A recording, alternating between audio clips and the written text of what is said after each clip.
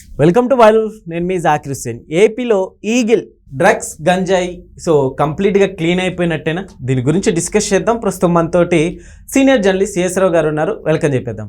Hi sir, నమస్తే. నమస్తే. Yes, ఏపీలో నిజంగా గంజాయి క్లియర్ అయిపోయినట్టేనా సార్? క్లియర్ చేయడానికి గంజాయి ఆనవాళ్ళు లేకుండా, డ్రగ్స్ ఆనవాళ్ళు లేకుండా చేయడానికి చంద్రబాబు నాయుడు గారు ఆయనకున్న అనుభవంతో ప్రయత్నం చేస్తూ ఉన్నారు.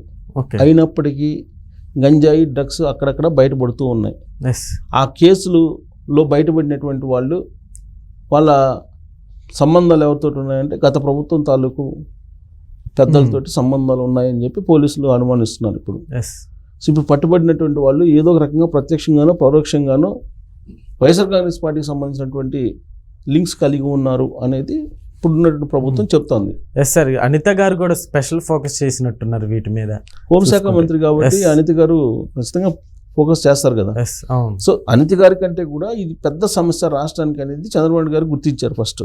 సరే, హోంశాఖ మంత్రిగా ఆవిడ ఉన్నారు కాబట్టి మానిటర్ ఆవిడ చేయాల్సిందే, చేస్తున్నారు. ఈగల్ అనేటువంటి ఒక సంస్థను పెట్టి, ప్రత్యేక విభాగాన్ని పెట్టి పోలీసు డిపార్ట్మెంట్లో కేవలం డ్రగ్స్ అలాగే గంజాయి అరికట్టడానికే దీన్ని పెట్టారు. అయితే అది అరికట్టగలుగుతున్నారంటే పూర్తిస్థాయిగా లేకపోతున్నారు. ఈ ఈగల్ కంటే పవర్ఫుల్ ఒక ఈవెంట్ జరిగింది గంజాయికి డ్రగ్స్కి పూర్తిగా అరికట్టడానికి. ఏంటంటే యోగాంధ్ర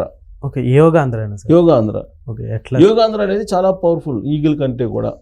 ఎందుకు పవర్ఫుల్ అని అంటే చంద్రబాబు నాయుడు గారు యోగాంధ్ర పేరుతోటి గిన్నీస్ రికార్డులు 22 గిన్నీస్ రికార్డులు సాధించగలిగారు ఆంధ్రప్రదేశ్కి. దాదాపు 2 కోట్ల మందికి పైగా ఈ ఈవెంట్లో పాల్గొన్నారు. నరేంద్ర మోడీ గారు పాల్గొన్నటువంటి వైజాగ్లోనే దాదాపు 3,50,000 మంది వరకు పాల్గొన్నారు. అంత అవేర్నెస్ కల్పించారు. తర్వాత దాదాపు 2 లక్షల మందికి పైగా ఇన్స్ట్రక్టర్స్ వచ్చారు. అంటే యోగా నేర్పించడానికి అర్హులుగా దాదాపు 2 లక్షల చిల్లర వచ్చారు. ఓకే. సో వీళ్ళందరూ ఆ ఈవెంట్ వరకే పరిమితం అవుతారా? కాదు, పరిమితం కాకూడదు కూడా.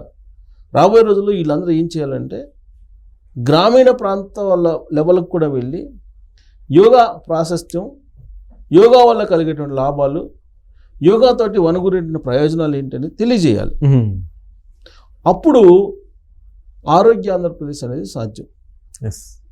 ఈగల్ అనేది ఏంటి? ఒక పోలీస్ డిపార్ట్మెంట్లో కొంతమందిని సపరేట్ చేసి ఒక విభాగాన్ని ఏర్పాటు చేసి ఎవరైనా గంజాయి డ్రగ్స్ సరఫరా చేస్తూ ఉంటే పట్టుకునేటువంటి వ్యవహారం అది. అది లిమిటెడ్, అంతే కదా. యోగాంధ్ర అనేది, యోగా అనేది అసలు కంప్లీట్గా డ్రగ్స్ వైపు అలాగే గంజాయి వైపు మనస్సు వెళ్లకుండా అరికెట్టేది. నువ్వు వరుసగా యోగా చేసుకుంటూ ఉన్నావంటే ప్రతిరోజు ఈ మత్తు వైపు వెళ్ళవు. ఈవెన్ లాస్ట్కి మందు తాగాలనేటువంటి ఆలోచన కూడా రాదు. ఇవాళ మందు అనేది పెద్ద బిజినెస్ కదా, లిక్కర్ పెద్ద బిజినెస్ కదా. అటువైపు కూడా మనసు వెళ్లకుండా కళ్ళెం వేసేది యోగా. సో ఈగల్ కన్నా పవర్ఫుల్లే కదా. చంద్రబాబు నాయుడు గారు ఆయనకున్నటువంటి పరిజ్ఞానంతో, ఆయనకున్నటువంటి ఆలోచనతో ఆంధ్రప్రదేశ్ సమాజాన్ని, ఆంధ్రప్రదేశ్ యువతని సక్రమైనటువంటి సరైనటువంటి మార్గంలో పెట్టాలి. ఆరోగ్య ఆంధ్రప్రదేశ్ అనేది ఇంపార్టెంట్. కేవలం సంపత్తో కూడినటువంటి ఆంధ్రప్రదేశ్ కాదు అని చెప్పి ఆయన ఒక నినాదం తీసుకున్నాడు. ఏంటంటే నినాదం? ఆంధ్రప్రదేశ్ అనేది హెల్దీ, వెల్దీ, హ్యాపీ ఆంధ్రప్రదేశ్గా ఉండాలి అనేది ఆయన లక్ష్యం. వెల్దీ అంటే సంపద పరంగా నెంబర్ 1 ఉండాలి. అంటే జీడిపిలో కానీ లేదా తలసరి ఆదాయంలో కానీ వీటన్నిటిలో నెంబర్ 1 ఉండాలి. హెల్దీ ఆంధ్రప్రదేశ్ అంటే ఆరోగ్యకరమైనటువంటి ఆంధ్రప్రదేశ్. హ్యాపీ ఆంధ్రప్రదేశ్ అంటే సంతోషకరమైనటువంటి జీవితాన్ని గడిపేలాగా ఆంధ్రప్రదేశ్ సమాజం ఉండాలి. ఇది ఆయన టార్గెట్. ఇంతకుముందు ఇలా ఉండేది కదా, వెల్దీగా ఉంటే చాలు అన్నీ వచ్చేస్తాయి అనే కాన్సెప్ట్లో ఉండేవాళ్ళు. జీడిపి లెక్కలే చెప్పేవాళ్ళు, తలసరి ఆదాయం లెక్కలే చెప్పేవాళ్ళు. కానీ ఇవాళ చంద్రబాబు నాయుడు గారు హ్యాపీ ఆంధ్రప్రదేశ్ అంటున్నారు. నువ్వు హెల్దీగా ఉంటేనే హ్యాపీగా ఉండగలవు. హెల్దీగా ఉండాలంటే నువ్వు మత్తు పదార్థాలకు దూరంగా ఉండాలి. ఓకే. అంటే డ్రగ్స్కి, గంజాయికి దూరంగా ఉండాలి. డ్రగ్స్ గంజాయికి దగ్గర అయ్యావు అనుకో బానిసం అయిపోతావు, వ్యసనపరుడు అయిపోతావు. నువ్వేం చేస్తున్నావు నీకు తెలియకుండా అయిపోతావు. అదే జరుగుతుంది కదా ఆంధ్రప్రదేశ్లో ప్రజెంట్. ఎస్. జగన్మోహన్ రెడ్డి గారు ఆయన మీటింగ్లకు వెళ్తున్నారు ఈ మధ్యకాలంలో. సరే, రౌడీ షీటర్లకు సంబంధించినటువంటి దానికి మీటింగ్లకు వెళ్ళారు, పరామర్శలకి. మొన్నేమో ఆయన నాగమల్లేశ్వరరావు అని చెప్పి ఆయన వైఎస్ఆర్ కాంగ్రెస్ పార్టీ కార్యకర్త విగ్రహావిష్కరణకి వెళ్ళి ఏం చేసాడో మనం చూసాం. ఆయన బెట్టింగ్ నాగమల్లేశ్వరరావు ఆయన బెట్టింగ్లు కట్టి నష్టపోయి ఆత్మహత్య చేసుకున్నారని చెప్తున్నారు కదా. అక్కడ రౌడీ షీటర్, ఇక్కడేమో బెట్టింగ్ వ్యవహారం. సో ఇలాంటి మీటింగ్లకి వెళ్ళినప్పుడు ఆ గ్యాదర్ అయినటువంటి వాళ్ళలో మనం చూస్తే కనుక ఆయన కాన్వాయ్ మీద ఎక్కి డాన్సులు వేస్తున్నారు. అలాగే మనం అనంతపురం వెళ్ళినప్పుడు అనంతపురంలో హెలికాప్టర్ మీద ఎక్కి డాన్సులు వేశారు. ఎవరు మీటింగ్కి అయినా సరే ఈ విధంగా వాళ్ళు డాన్సులు వేశారా? మరి ఇక్కడ ఎందుకు వేస్తున్నారు అంటే డ్రగ్స్ గంజాయి బ్యాచ్ ఫాలో అవుతుంది. ఆ బ్యాచ్ మొత్తం అక్కడే ఉంది. వాళ్ళని మార్చాలంటే మార్చగలమా? మార్చలేము అనేటువంటి అభిప్రాయంతో ఇప్పుడు ప్రభుత్వం ఉంది. ఎందుకు మార్చలేమంటే వాళ్ళు కరుడు కట్టినటువంటి వైఎస్ఆర్ కాంగ్రెస్ పార్టీ వైపు వెళ్ళిపోయారు. ఎందుకు వెళ్ళారో వాళ్ళకే తెలియాలి. అది ఎందుకు వెళ్ళారు, వాళ్ళకి ఎలాంటి లబ్ధి కలుగుతుంది, దాని కారణంగా జగన్మోహన్ రెడ్డి గారిని ఎందుకు ఇష్టపడుతున్నారు అనేది అది మనం తప్పు పట్టలేం, చెప్పలేం కూడా. ఎందుకంటే ఒక్కొక్క మనిషికి ఒక్కొక్కరు నచ్చుతూ ఉంటారు. ఇప్పుడు ఆయనకి గత ఎన్నికల్లో దాదాపుగా 40% ఓట్ బ్యాంక్ వచ్చిందండి. ఆ 40% ఓట్ బ్యాంక్ వచ్చింది, కూటమికి 57% వచ్చింది. సో 40% నాకు ఇంకా ఉంది అని చెప్పి చెబుతున్నారు కదా. 39-40% నాకు ఇంకా ఉంది, నేను బలంగా ఉన్నాను ఆంధ్రప్రదేశ్లో, ప్రతిపక్ష హోదా రాకపోయినప్పటికీ నాకు 40% 39% వరకు 40 దాకా ఉంది అని చెప్పి చెబుతున్నారు కదా. వాస్తవం అది 40% ఉంది ఆయనకి. మరి ఆ 40% ఎందుకు ఉంది అంటే ఆయన నచ్చిన వాళ్ళు కొంతమంది ఉంటారు, లేదా ఆయన వల్ల లబ్ధి పొందిన వాళ్ళు కొంతమంది ఉంటారు, లేదా ఆయన చెప్పినటువంటి మత అనేటువంటిది మత్తులో ఉండి ఉంటారు, ఆయన చెప్పినటువంటి కుల అనేటువంటి మత్తులో ఉండి ఉంటారు, ఆయన చెప్పినటువంటి ప్రాంతం అనేటువంటి మత్తులో ఉండి ఉంటారు.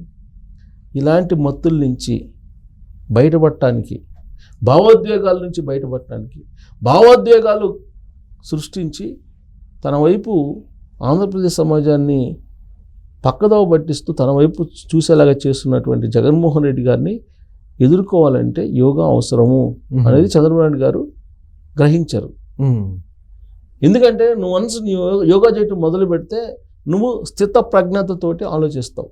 ఎవరు ఎన్ని భావోద్వేగాలకు గురి చేసినా నువ్వు గురి కావు. నింపాదిగా ఆలోచిస్తావు. నింపాదిగా ఆలోచించి ఎవరికి ఓటు వేయాలి, ఎవరికి వేయకూడదు, ఎవరిది కరెక్ట్, ఇవన్నీ కూడా స్వశక్తిగా ఆలోచించేటువంటి పరిస్థితి ఏర్పడుతుంది. ఎప్పుడైతే డ్రగ్స్ గంజాయికి బానిస అవుతారో అప్పుడు భావోద్వేగాలకు గురవుతారు. భావోద్వేగాలకు గురై కాన్వాయ్ మీద ఎక్కి డాన్సులు వేస్తారు, హెలికాప్టర్ మీద ఎక్కి డాన్సులు వేస్తారు, ఏదైనా చేస్తారు, రపరప అంటారు ఇవన్నీ. సో ఇవన్నీ పోవాలంటే ఒకటే మందు, మెడిసిన్, యోగా. యోగా చేస్తే కనుక ఖచ్చితంగా ఈ భావోద్వేగాలకు గురిగారు, ఈ మత్తుకి, మతం అనే మత్తు, కులం అనే మత్తు, ప్రాంతం అనేటువంటి మత్తు, గంజాయి మత్తు, డ్రగ్స్ మత్తు, వీటన్నిటికీ ఒకటే మెడిసిన్ యోగా. అందుకే ఈగిల్ కంటే పవర్ఫుల్ యోగా. ఆ దిశగా చంద్రబాబు నాయుడు గారు ఆంధ్రప్రదేశ్ ప్రజల్ని మౌల్డ్ చేసేదానికి ప్రయత్నం చేస్తున్నారు. ఆయనకి సహకరించాల్సిన బాధ్యత వాళ్ళకు ఉంది. యోగా కనుక చేయగలిగితే ఏది రైటు, ఏది కరెక్ట్, ఏది తప్పు అనేది జడ్జి చేయగలరు. ఆ దిశగా ఆయన తీసుకెళ్తున్నారు. వెల్దీ, హెల్దీ, హ్యాపీ ఆంధ్రప్రదేశ్ కావాలని ఆయన తపన పడుతున్నారు. ఆయన్ని మీరు అర్థం చేసుకోలేకపోతే 2019 నుంచి 2024 వరకు ఎలాంటి పరిస్థితి ఉందో ఆంధ్రప్రదేశ్లో మళ్ళీ అది వచ్చే అవకాశం ఉంది. అయినా పర్లేదు, మాకు అది కావాలి అని అంటే మనం ఏం చేయగలిగింది ఏం లేదు. కానీ ఆయన ప్రయత్నం ఆయన చేస్తున్నారు చంద్రబాబు నాయుడు గారు. వాళ్ళని సక్రమైనటువంటి మార్గంలో, సరైన మార్గంలో హ్యాపీ, హెల్దీ, అలాగే వెల్దీ ఆంధ్రప్రదేశ్ దిశగా ప్రయత్నం చేస్తున్నాం. దానికి ఒకే ఒక మెడిసిన్ యోగా. ఈగిల్ కంటే పవర్ఫుల్ అనేది ఆయన భావిస్తున్నట్టు నాకు అర్థమవుతుంది ఆయన యాక్టివిటీస్ని బట్టి. అది నిజమైనటువంటి అస్త్రం, మంత్రం కూడా. Okay sir, thank you.